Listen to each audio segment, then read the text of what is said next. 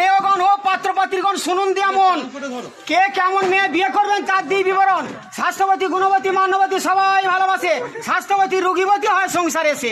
রোগাবিবি TB রোগী ঘরে যদি আসে, খট খট আসবে সে তারই পাশে বসে। দেখিতে সুন্দরী বউ যদি আসে ঘরে, তাকে ছেড়ে পালাবে সে অন্যের হাত ধরে।